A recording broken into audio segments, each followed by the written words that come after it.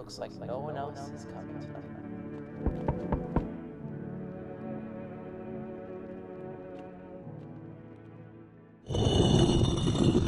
Hey there, how are we feeling today? Good? That's great to hear. I'm sure you've made some good decisions today. Who to interact with, what to do, where to go. But did you ever stop to think about why you made those decisions? What preconceptions exist within your mind to not talk to that person or to not do that thing? Preconceptions are decisions you make in a split second, a judgment you've already made within the first few seconds of seeing and or interacting with someone or something, which can either be good or bad. And that's what the topic of today's video challenges. No, I'm Not a Human is a psychological horror developed by Trio Scaz and published by Critical Reflex. Taking place over 14 days and 15 nights, the game aims to ask a difficult question of society. If you were put into a situation where the only way for people to live or die in a skinwalker apocalyptic scenario is to let them inside your home based on first impressions and a short conversation, what decision would you make? It's a premise I'm entranced by. I've always been interested in human decision making, what makes us tick psychologically, which is probably why I'm such a huge fan of psychological and existential horror, which asks the hard-hitting question of just human nature and our relationship with the outside world. I'm regrettably very late to the party on this one. I've heard great things, but up until recently, I haven't seen a single second of gameplay for No I'm Not a Human. But after playing through it a couple of times, the game has really stuck with me. Between its topics of isolationist tendencies, found family, a past best left forgotten, and the struggle to open up to the people you're forced to be around, it's just such an interesting story that tackles its themes in an equally as interesting way. So, without any further ado, let's delve into No I'm Not a Human and test our own preconceptions. The game opens with a cutscene that depicts multiple characters we're going to meet throughout it, including the conspiracy theorist, the prophet, the cat lady, and the pale visitor. This is all overlapped with a message from our neighbor, who talks about a recent trip he took with his family. He then tells us he's going to come over tonight to discuss a few things with us, and we're dropped straight into gameplay. As we look around our home, we peek through the windows that show our neighbor's home, the fields, and the neighborhood around us, with the streets full of drunkards. These windows will update every night of the game, so throughout it I'll periodically mention them when they're relevant. We then talk to our neighbor as he informs us that his cousin thinks that something's going to happen with the sun, and that the visitors are rising from Earth. Either way, it's dangerous for anyone to be alone right now, so he's come over to make sure we don't get hurt, and we'll talk more about it in the morning, as he enters the kitchen and we go to bed. When we wake up, we see a warning on the news that reinforces what our neighbor said. The sun has emitted a powerful burst of energy that's resulted in rapid temperature rises, meaning that going outside during the day is deadly. We're also given access to the radio, which we can use to gain more information on the world. Today, it reinforces that going out in the sun will literally cause a person to burn, and that going outside is also limited due to the fear of the Pale One. After exploring our house a little bit and learning how the protagonist despises his father and thinks he's better off alone, we finally meet our neighbor in the kitchen, where we have a short conversation about needing to let people in due to current events, and about the dangers that night holds, with our neighbor warning that we need to have people with us, as if someone asks if we're alone, we cannot let them in under any circumstances, so it's better to have more people around just in case. But we need to be mindful that they could be visitors, so throughout the day we need to check if they're showing signs of being one. And this introduction is so strong in my opinion. It introduces the world so smoothly. Like, it actually feels like this has been a living, breathing world before we were dropped in. The characters have pre-established relationships, everything just functions how you would expect the world to. And the visuals, man, I am in love. The game uses a mix of a 3D environment that we walk around and 2D environments for everything else. Every room in the house is 2D, everything we see outside the windows is just a 2D plane, and it gives everything such an interesting vibe. There's also just so much thought put into the environment. Mainly this calendar, because I just love it, as it relates to the current events happening in-game. On the first night, it says Rumoralia, because our neighbor comes over and begins spreading rumors. And on the first day, it says Beer Day, because, well, we drink a beer and drain all our energy. And this continues throughout the game, giving little hints as to the night's or day's events. When night falls a second time, we look outside to see that a bunch of teenagers have moved into the fields, and the piles of ash now litter the streets where the drunkards were yesterday, presumably having burnt up in the sun. Opening the door, this is where the real fun of No, I'm Not a Human begins. After our neighbor's daughter comes and collects her dad to bring him home, we hear a knock on our door, and we see our first visitor, the tall man. See, No, I'm Not a Human refuses to give us any names for these characters, which, alongside their designs, further dehumanizes everyone we meet, as we end up assigning nicknames based on their physical or social features, such as Coat Guy, the Lumberjack, Cat Lady, all names given based on our initial impressions of these people, which further pushes the game's narrative of preconceptions. Returning to the tall man, he tells us about how the bar down the street kicked him out after he had a honestly reasonable crash out and is just looking for shelter. Ultimately, I let him in, he seems chill enough. And soon after, there was another knock on the door, this being the cashier girl. Here, she tells about her life in the city and how the streets are becoming uninhabitable, and also about how she was fired from her last job and is just looking for shelter, wondering if it will all be over soon. Now, dear viewer, tell me, which of these characters is a visitor? That's right, one of these two characters I just let into my home is evil. If you said the cashier lady, you're correct. That's right, the lady who just gave me a sob story about her life in the city is actually a skinwalker who dug her way out of the ground and onto the surface. I'll talk about her more in a minute, but it just goes to show how the game uses your own preconceptions and split-second decisions against you. This tall man who has an intimidating presence when you first meet him is actually just a normal person, while the meek cashier is a bloodthirsty skinwalker. Okay, that's actually not fair to her character. She's actually a lovely person who's just unlucky, but again, that's for later. Hell, I love how this game makes so many people pick the wrong choices. Take the burnt man, the Frenchman, for example. Everyone I've seen play this game thought they were visitors, when in reality, they're both just humans. These are people, and it just goes to show the talent in this artist's ability to just convey these designs in a way that makes you inherently distrustful to everyone you see. When we go to bed, we're told by the TV that crime rates have increased and general anxiety is growing due to visitors. It then says you can tell a visitor apart from a normal person by looking for perfect white teeth. And this opens up the main day gameplay, as throughout it we're talking with the NPCs and we can choose to test them for visitor signs. This can range from red eyes, perfect teeth, dirty fingernails, bugs in their ears, armpit hair, and photographs. Thing is, everything I just said outside of the earbugs is a normal human thing. Someone could just take really good care of their hygiene, or had a coffee, or be suffering from hay fever. Almost every single visitor sign is something distinctly human, aiming to feed on your anxiety and reinforce your first impressions. Hell, in the intro, we see an advertisement for teeth cleaning, which just displays the talent of these devs as they create a world that is succumbing to anxiety and just being fearful of each other. Even I'm not afraid to admit that there have been a couple of times where I've been suspicious of someone for being a visitor, it just turned out they were a normal person. And that's the joy of our limited energy. Testing someone for any sign takes energy. Energy which doesn't regenerate unless you get items delivered using 4 rest earlier in the run, which leads to split-second decision making that feeds into our own sense of paranoia as the days progress. And we settle into this routine of testing, shooting, judging, sleeping, repeating. Yeah, by the way, when you think someone's a visitor, you just shoot them in your home. Yeah, I just love how the game builds on your own anxiety. It really just dumps you into this world where everything's going wrong. You're locked up, you're stuck with these people you don't know, and you're hypercritical of everything they do. It's just wonderful. Returning to the run, the radio today just covers visitor testing again and seems to be the start of a potential ARG. I couldn't find anything online, but this email is a real email which was registered just a week before the game launched, over 4 months ago at this point. And yet no one's received the supposed package that's meant to be delivered. If something does happen with this, editing core will cut in right about now, and if not, we're just gonna move on. As mentioned earlier, alongside testing people, we can actually have conversations with them and learn more about them. Obviously, I can't cover everything, but the characters do have a surprising amount of depth to them. Even the visitors sometimes have these elaborate backstories, motives, and personalities that can sometimes make you doubt or reinforce your beliefs that they're a visitor. My favorite one of these is the Immortal Man.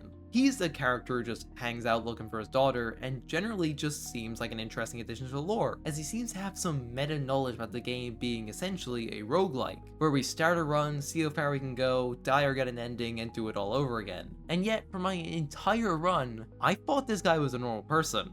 Turns out, he's a visitor, and it's probably the most human visitor right behind the cashier lady, as for most of the time, you can very obviously tell when something's wrong with a person, or that this person is just 1000% a visitor. Like, look at the cat lady. Throughout the day, we can also use the phone to call a variety of people, getting numbers from the TV, radio, or other characters. So far, we can only call our neighbor or delivery service. Calling our neighbor leads to some interesting dialogue, as it's clear that these characters have a strong history together. He's not only happy to hear from us, but also encourages us to not be alone and to let people in. We can then ask a few questions regarding his situation, how he's doing in regards to his family, and letting people in. And when night falls a second time, we can see our neighbor playing with his daughter, and not too far away from them, the bodies of the teenagers from last night lying lifeless on the ground, killed recently. And just down the street, a pale man with skin just too big for his body stares us down. The gameplay at night segment plays out like normal, but if you made the mistake letting a visitor in, you'll be prompted with a message that reads, Smells like someone died tonight. We're then introduced to FEMA, a government company tasked with discovering and neutralizing visitors. And we hear about the Pale Man, how his victims were all left alone during the apocalypse, and how he likes to talk and interact with the people he's only seconds away from killing. As we explore today, we'll eventually find garbage bags with blood pooling underneath, a sign that a normal person has died. Talking to our neighbor, he's worried that his daughter might have seen the teenagers' bodies out in the field, but he's trying to convince her it was nothing, but she's certain of what she saw. So, as night falls once more, we can see that FEMA agents have begun swarming our neighbor's house, and even more are cleaning up the bodies of the teenagers with an armed group traveling around the neighborhood.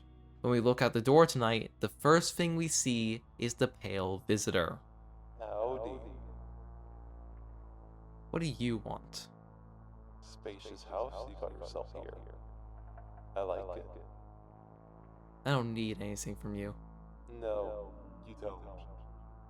So, you alone? No, I'm not alone. It's your lucky day. I can hear someone whispering inside, but who knows where they'll be in a couple of days. On top of this encounter being a genuine shake-up to the routine we've already settled in and being creepy in its own right, I wanted to delve into his design. The way you can tell the skin doesn't fit the Pale Man's frame. His torso is too long, his arms too thin, his smile stretching to the limits of his face. We later learn from the lumberjack that this isn't the Pale Man's usual appearance. In fact, he's walking around with the skin of one of his victims just stuck onto him. We're told that the Pale Man once came to his door running from something seeking shelter, but the lumberjack refused and sent him away. And when he saw the Pale Man next, he broke down his door and chased him away, toying with those who discarded the very skin he's wearing. Obviously, this is a very normal skinwalker trope, but it works so well because you can very clearly tell they're not trying to hide that they're wearing someone else's skin.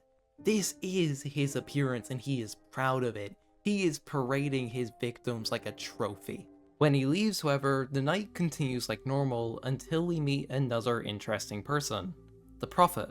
The Prophet's role in this story is so just interesting to me, and this will become more evident as we delve into the endings later in the video, but here he comments about how we meet again and how things ended differently last time despite it being our first interaction. And after some more confusing chit chat, he warns us to let the cat in. It's something not even he understands, but knows it has to be done, as he vanishes into the night. The TV then gives some more information on visitor signs and begins to explore how FEMA is impacting the world, as they play an infomercial talking about the visitor invasion and how they're working to identify and solve the issue. The radio, however, paints a very different picture, as it talks about an interview a conspiracy group was going to have with a FEMA scientist. Only all of his research had mysteriously disappeared alongside him. When we talk with our neighbor today, he expresses concern regarding everything going on, especially with FEMA showing up to his house yesterday and taking someone he was sheltering. After a little bit of chit chat, he asks us if something were to happen to him, if we could take care of his daughter. We promise we will, and head to bed. Looking out the window tonight, we see our neighbor's house is set ablaze across the field, with our protagonist questioning if it was done on purpose, and nearby stands the Pale Man holding the head of a soldier, a warning to us. And finally, the streets are littered with his work. Tonight is the first night where FEMA comes to our door, and they are by far the most annoying mechanic in existence. And yet they're annoying on purpose, so it does its job, but like, goddamn. FEMA will come by every couple of nights and request a resident from your home for testing. They start by taking one person, then another, then they take two at a time. All in the name of testing, when in reality, it's just to take people to camps where regardless of their human or visitor, they will never be seen again. This mechanic was actually the reason I had my first game over, as FEMA showed up right before a pale figure encounter and took my last remaining guest. And when I said I wasn't alone, I know you're alone. I just want to see if you'd like one. I'll let myself in.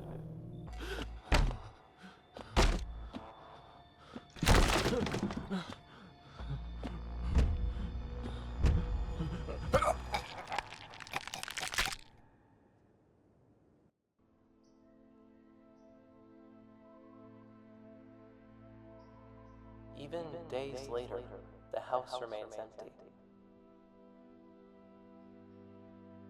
Everyone avoids it like a dark omen. More rumors swirled and a number of those who ever called it home.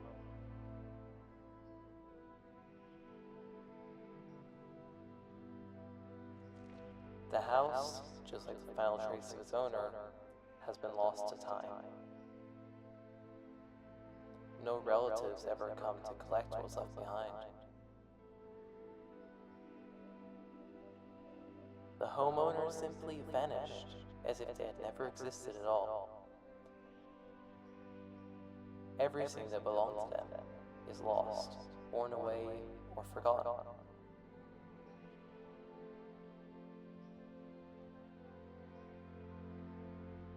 Why do people disappear so completely? Once death finds you, the proof you ever existed begins to fade almost immediately. Belongings, creations, thoughts, memories, emotions, all dissolve into the void. There is no more you, only nothingness. As if you were never a part of this world to begin with. this is the first ending you're expected to get, and it highlights the main themes of No, I'm Not a Human. If you isolate yourself from the world, from the people who might just care about you, what do you leave behind? What does your legacy become? It's a question that haunts the narrative and is something to keep in mind as we cover the remaining game. Returning to the night, there are two major events, the first of which is the neighbor's daughter, who comes in distress asking us to let her in, which we comply with. Over the next few days, we learn more about what happened, how her father had a disagreement with a visitor and they attacked him, but interestingly enough, she remembers seeing him getting back up and leaving, which, like the cashier lady, seems to suggest the visitors are more like a virus as opposed to skinwalkers or another species. They turn regular people like the cashier lady into these monsters, as she claims to have no evidence of ever being a visitor, and instead just remembers her life, and has a breakdown when she realizes that she may be one of them. Another detail I love is that you can hear our guests muttering or talking at night through the doors, which heartbreakingly enough includes the neighbor's daughter, as you can hear her crying all night long. This night also sees the introduction of the cat lady, and by following the prophet's words, we allow her inside alongside the cat. Despite obviously being visitor, however, she doesn't seem aggressive, almost like the cat or something unseen keeps her at bay, not allowing her to attack anyone or anything for any reason. This is further backed up, as by giving the cat cat food, it seems to stop any visitor attacks on humans for the night. Speaking of the cat, look at him! He's the best character of the game with the best mechanic. Just look at the baby, he's adorable. Oh yeah, he also opened this little hatch to the basement, which isn't really important now, but it will be later on. I know, that's like a lot of things for this game. The radio today advertises an anonymous phone service where they match you up with a random partner to talk with, and it once again highlights something I can't stop praising this game for. That being the world building, as we're constantly shown examples, big or small, of how the world is adapting, changing, and evolving to the sun's heat and newfound isolation. It's almost like a rapid-fire version of a virus I'm pretty sure I can't mention on YouTube. That night, we see an aurora above our neighbor's house, now just a shell of its former self. with our protagonist commenting on a strange sensation of almost knowing this would happen. Tonight we'll be visited by more FEMA agents and the Pale Visitor. So, you're holed up here, I see. What did you think of that guy? The one in the suit? He's just doing his job. Times are rough lately. Just one thing after another, am I right? Maybe the suits will restore order. Or should we take matters into our own hands? I'm doing what I can. And what exactly can you do? Can you ward off death? Stop the floods, the fires, the decay? The only thing you can stop is a heartbeat. So, you alone?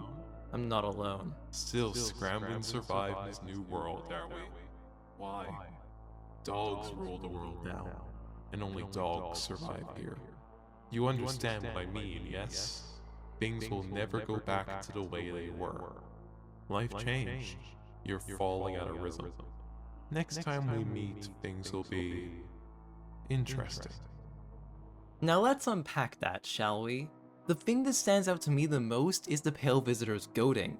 He clearly wants us to feel despair and anguish. He wants us to give up and allow him inside our home. If this is a commentary on manipulation or simply just skinwalkers being skinwalkers remains to be seen, but it's so interesting to me that a game all about letting people in has an enemy that so desperately wants the same thing, only in a completely malicious sense. He's then followed by the Prophet, who congratulates us on letting the cat in, saying that a powerful entity awaits its arrival. To allow it passage, however, we need to halt testing and listen to the radio. This all pertains to another ending, so for now this will be the last time we see the Prophet. The next day, the TV reports on wildfires sweeping across forests and towns, with crews being dispatched to try and deal with them. This is later expanded on with the Burnt Man, a FEMA member who is caught in both the fire and the sun, choosing to die in a stranger's home rather than let his family see him like this. Over his last few days, he gives us insight into how FEMA values equipment and research far more than the people working for them, with agents seemingly having an extraordinarily short lifespan. The radio today is a FEMA broadcast which talks about an attack on a quarantine zone using explosions, which resulted in mass civilian casualties and officers being injured, as the radio then calls for a burn team. As night falls, we see a woman crying over her husband's dead body as she drags him away. We will later learn that he died in the quarantine zone after showing visitor signs. We then see a FEMA guard killing people who tried to run, while survivors of the city desperately bang on doors begging to be let inside. When we look outside the door tonight, the city is completely engulfed in flames. And for the first time, there will be no visitors tonight. This is then followed by a beautiful backing track. It's something I have to mention. No, I'm Not a Human has phenomenal music, but the way the track here changes into something more melancholy and downbeat is fantastic. It almost feels like while the Pale Visitor is a threat we can avoid, the real danger comes from the inevitable. The next day shows reports of unrest spreading across communities as FEMA seals off areas and urges people to stay indoors. The news claims that visitors are humans who came into contact with an unknown biological agent. However, if you let the Immortal Man in, he sheds more light on the situation, claiming that FEMA is responsible for the visitor threat, and with or without the sun, visitors would have become an issue, as FEMA knew about them long before the crisis, when they lived on the outskirts of town. He suspects they're reincarnated humans, but he's certain they're native to Earth. The radio then warns us to avoid the outskirts of town, as FEMA officers are shooting anyone who tries to leave. This is before the message abruptly cuts. It was around this time I also realized that we can test ourselves for visitor signs, which raises some interesting questions. We actively display several signs associated with visitors, especially if you're using 4S products, and this can get us killed later in the run. Despite that, we can confirm that our protagonist is human, thanks to a Steam achievement that unlocks after completing every possible self-test. The night comes and goes without any issues, the only interesting things being a group survivor trying to turn our neighbor's house into a shelter, and an armed man roaming the field with a jacket covered in fingers, eyes, and teeth. The following day, we learn more about visitor signs and hear the FEMA zone was attacked by a group of armed individuals. The radio continues this narrative, claiming that whatever attacked the quarantine zone wasn't human. and the men being blamed for the attack weren't responsible, and it's at this point that something becomes increasingly clear. FEMA isn't here to protect people. In fact, it's the opposite. While the ground troops genuinely believe they're doing good, those at the top, the ones controlling information and establishing quarantine zones, clearly have different goals. Goals that don't benefit humanity the way they claim. That night, FEMA once again takes more people from our home, and a cultist forces 3 of his members into our shelter, with the cultist saying that he can tell his god is present in our home, which pertains to another ending, so again, we're gonna shelf this one. And this all happens before the hunter from the previous night appears at our doorway, who is highly suspicious of us, questioning if we're a visitor and carefully probing for information. When we disclose information about the Pale Man and tell him how that single visitor wiped out a group of armed individuals, he leaves, clearly determined to find him. We then hear more about FEMA quarantine zones becoming overcrowded and their struggle to recapture escaped civilians. And honestly, this feels like a missed opportunity. I would have loved to see someone FEMA took earlier in the run return to us and tell us about the conditions inside the camps. It would have been a fun bit of world building and really just expanded on the threat of FEMA, but I digress. The radio then features a broadcast of someone being evicted by FEMA, telling others like them to meet in the basement of the burnt house. This decision proves fatal, as that night we see the hunter holding them all at gunpoint while they argue. And later that night, we get another visit from the Pale Man. You feel that? Change is haunting you. So am I. And now one of your ilk is deathless. All because of a word. One single word. But what word is it? You know what I mean, yes? Strange things happen around you. Must be tough. Sounds like you need help. Why don't you try something new? A gamble of sorts. There are at least 2 of us in your house. You'll open the door for me. Because the dogs reside in their bodies now. Shame. I'll leave for now. Before I go, let's try out that gamble. You alone? Well. Even we are a rare sight now, let alone your kind, locked in their walls. Change isn't the worst thing coming for you. You don't think I lead the pack, do you? There are far greater things out there. I simply follow orders. Well then, until we meet again? Well now, that's a bit of lore I think the game sorely lacked up until this point. I've been speeding, and I do mean speeding, past a lot of gameplay and general stuff because up until this point there's not much new information I can really cover. Sure, there's the occasional FEMA propaganda or the odd radio message, but other than that we truly know nothing about this world. So having the main threat we've been facing all game just tell us there's something bigger sets up for so much. Does it deliver? Anyways, the next few days go by in a flash. We're first told that FEMA is jamming radio signals and pinning everything on a single extremist group, and if we're still in the city, we need to get out before the signal is intercepted. The night after that, we see bodies left to rot in the sun, cultists beginning their ritual, and the hunter walking down the road carrying a gas can. The hunter also tells us his brother was our neighbor, and insists on testing us for visitor signs, this being one of the easiest ways to lose your run. While I usually choose to show dirty fingernails and eyes, certain mechanics like drinking energy drinks or digging can accidentally trigger those signs. Thankfully, washing your hands can bypass at least one of these risks. Once the hunter is somewhat satisfied, he leaves. The news then reports of a city-wide lockdown and claims that FEMA is trying to pin the quarantine incident on a cult.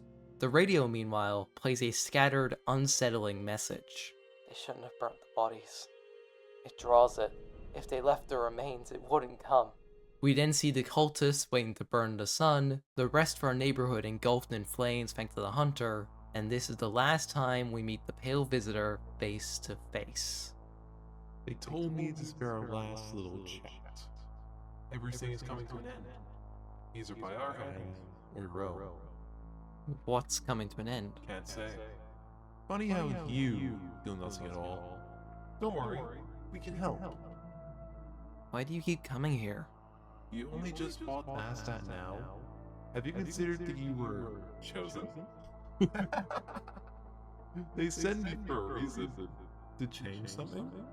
But the outcome's always the same. You'll die. If not today, then tomorrow. Not tomorrow, then later. You'll disappear. But for now, have you let any of us into your home? I got rid of anyone who didn't belong. Why so tense? Cling to life like that? What's left that matters. You're all alone. So, you alone? I'm not alone. So you're ready. Do you feel fear? Yes. Still can't take matters into your own hands. That's why I'm here. Now this is the good stuff. I love the fact that the game's addressing a lot of questions we as players have. Why doesn't he just break down the door? Why are we playing as this person? And what, if anything, are the visitors? They're revealed that they're receiving orders from something else, something more powerful, and something that has been hinted at through radio messages all game is haunting to me. And it's so intriguing how the whole system of visitors functions. How there's a hierarchy that we're never privy to, because that's not the type of game we're playing. This is even foreshadowed with the cat lady, and how she received orders to bring the cat to us, and do nothing else. It's a concept that really elevates No I'm Not a Human from a simple Skinwalker story into something more complex that I can really appreciate. When morning comes, the radio reports a FEMA broadcast that states burning bodies has failed to contain the threat. At night, we see FEMA on edge, almost like they're looking for something. The burnt bodies of the hunter's victims now look like sludge. FEMA officers scour the fields as something lurks behind them, and finally the town is burnt to the ground, with our house being the final bastion of safety. That creature is called It. They're a black humanoid that feeds off charred flesh. It's something so terrifying that the character we meet tore his own eyes out so he never has to witness what he saw again, with the only good look we get at it being from its achievement icon, as it's implied to be what the pale visitor was referencing when it said there are things far stronger than itself. Tonight we get one last visit from the hunter, and this works to just drill home the themes of distrust laced throughout the entire game, as he tells us about a family barricaded at the end of town, how he wanted to kill the wife of the family because she was showing signs, and despite the pleas for her husband, he ended up killing the both of them with the kids getting away, and FEMA congratulating him on the kills. And that's dystopian as fuck, like Jesus Christ, the fact you could show the smallest sign in this world and be considered a visitor, it's just, hell, here's an image of my eye after a shower when I got soap in it. Am I a visitor? No. Is my eye red as hell?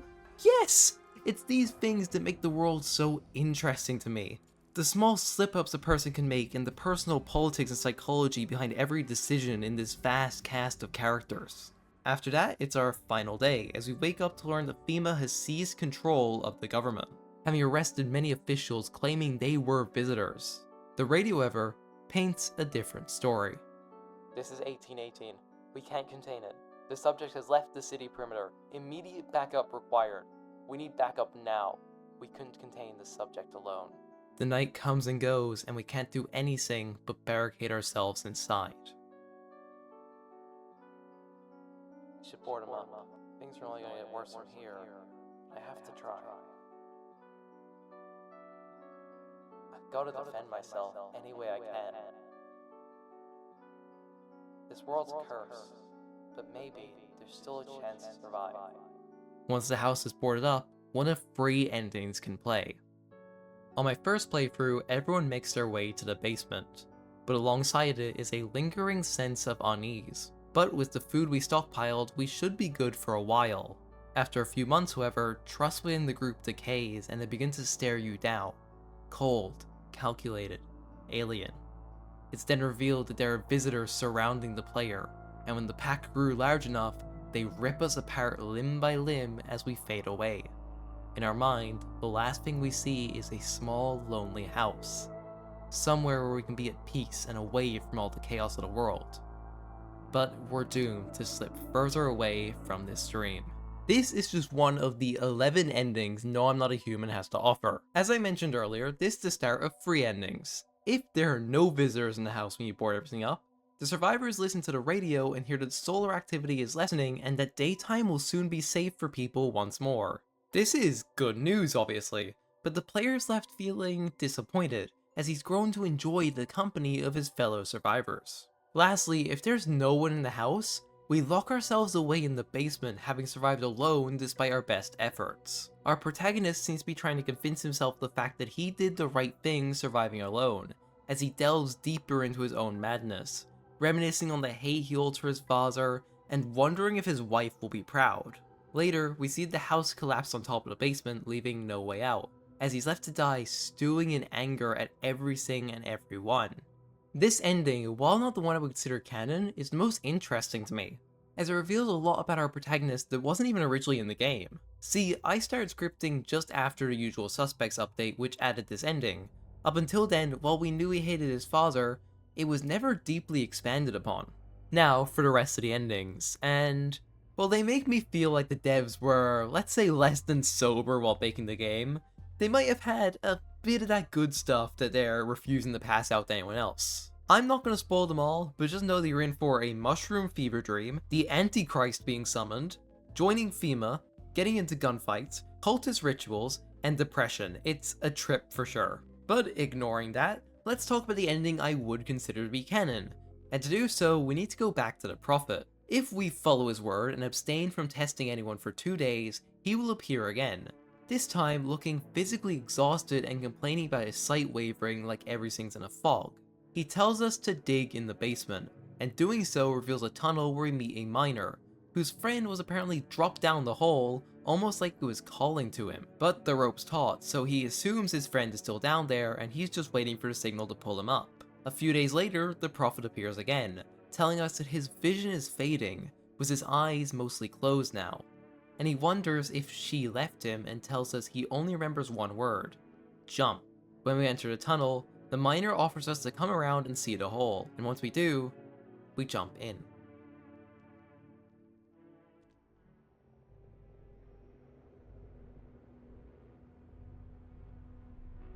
Before us stands the entity known as Death. She's who the cultists believe in, she's who the Prophet speaks to, and she was the one who waited for the cat. She congratulates us for coming here and tells us that daylight is at an end, and she will keep our shadow, beckoning us to a long eternity where suffering has ended. But we won't find the answers we're looking for as we awaken to see the same house in the visitor ending, as Death says this is what we wanted, a place lonely and isolated for us to enjoy. And this has been foreshadowed since the very beginning of the game, as there's a poster on the wall that shows its exact location.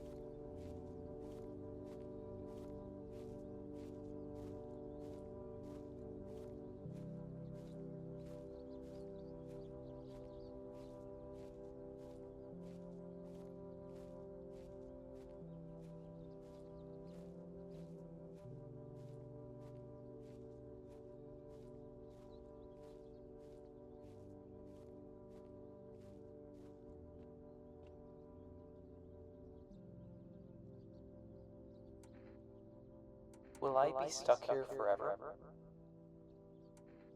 Is anyone coming? I'm scared.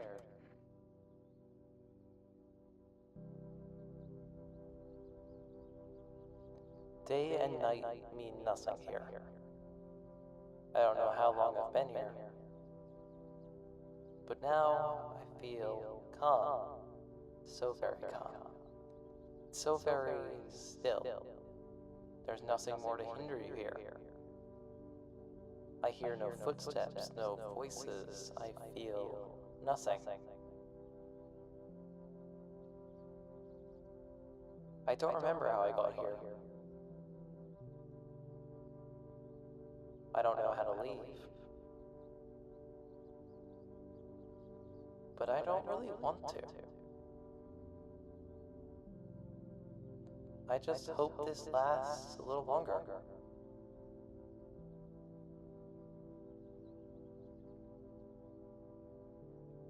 I wonder what it all meant.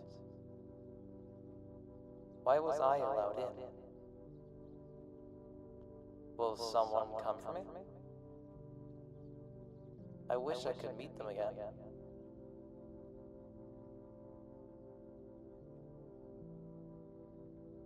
But that can wait. I'm tired. I'll just rest a while. No, I'm Not a Human is honestly one of the most interesting games I've played in a while.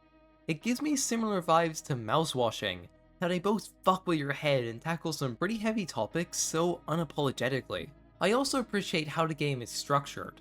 It's constantly leaving the player asking questions, but due to the nature of the game, they're never answered. It's almost like instead of playing a protagonist, we're instead playing someone just lucky enough to have been chosen to avoid the chaos and live their life in isolation. But as much as the last 6,000 words have praised the game and been all philosophical and psychological, I do still have some complaints. First being just how the night sections play out. Here's our entire loop. Go to bed, wake up, look out the windows once, answer rapid knocks at the door, go to bed, repeat. Now, I'm not asking for some sit and survive bullshit, but I would like to see the world reacting. To see a figure leaving in the distance to find a different shelter after rejection. To have the pale visitor fuck with the player by knocking on windows, or even have like a jump scare or two at a window. Hell, even seeing how he does in the trailer, just walk and pass. Like you do with it. That's a great scene, and I wish we saw more of that. I also feel that FEMA is just too aggressive sometimes. There are a lot of times when FEMA would just show up and take my last 2 humans, and then the pale visitor shows up. That's wraps, that's the run. The gameplay is very much like a roguelike. You start it, you go as far as you can, you die or get an ending, and repeat. You can save using the jar of kombucha, but you can only do that once a run. On the other hand, No I'm Not a Human has immaculate vibes. The environment, art, and story are so gripping and interesting. It's like a fever dream brought to life in the best way possible. Where the game falls short is sometimes in gameplay. While I liked talking to the visitors and learning their stories, the night, as mentioned, just feels lacking and could really benefit from just a little more fine-tuning and an endless mode. I love an endless mode. From a story perspective, while it is far from perfect, I mean, they set up so many things and we know nothing. But overall, I believe the game serves an allegory for anxiety, alienation, paranoia, and death. Again, is this done perfectly? No, but it's done well enough. There's this subtle arc with our protagonist depending on our choices, going from being uncomfortable with people in the beginning to opening up and even feeling sad once they leave. The pale visitor and FEMA, on the other hand, represent our old tendencies. Our tendencies to push people away and be vengeful, manifesting because we're constantly warned that we will die if we're alone, if we're alienated and anxious, and that's exactly what they do. It's a story about accepting help from others and embracing human interaction and connection despite our differences. I personally believe, just from a main character sense, that visitors are manifestations of our protagonist's trauma, sorrows, and isolationist nature. And that is the sole reason that we are chosen. Our protagonist relates the most to what these creatures represent about the human condition, and I love it. I do feel No I'm Not a Human just needed a bit more time in the oven. But it's a great game if you just want to have fun, if you want to use your deductive reasoning, if you want to be wrong sometimes. It's a great game. And it's an eye-opener to never judge a book by its cover. Okay, that was corny, but you get what I mean. But with that said, that's all for me. Thank you very much for watching, Happy New Year's, and I'll see you in whatever I make next. Bye bye!